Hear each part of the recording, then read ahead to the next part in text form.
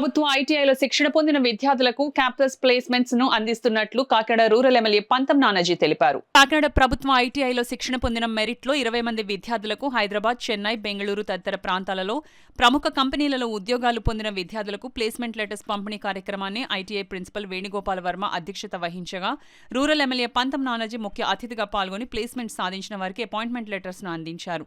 ఈ సందర్భంగా పంతం నానాజీ ప్లేస్మెంట్ సాధించిన విద్యార్థులను అభినందించారు. ఈ కార్యక్రమంలో ఐటీఐ లెక్చరర్స్, నాయకులు పాల్గొన్నారు. చిన్న చూపు చూస్తున్న వాళ్ళందరికీ ఇదే సమాధానం నేను చెప్తాను. అట్లాగే ఇంత గొప్ప ప్రతిభ కనపరిచిన స్టూడెంట్స్ అందరికీ కూడా నా అభినందనలు తెలియజేస్తూ ఉన్నాను. ఇవాళ నిజంగా ఒక 20 మంది స్టూడెంట్స్ దాకా ఇక్కడ రావడం జరిగింది. మంచి మంచి కంపెనీల్లో ఎయిర్ స్పేస్ కంపెనీ న్యూకాన్ అని హైదరాబాద్లో, అట్లాగే బెంగళూరు, అలాగే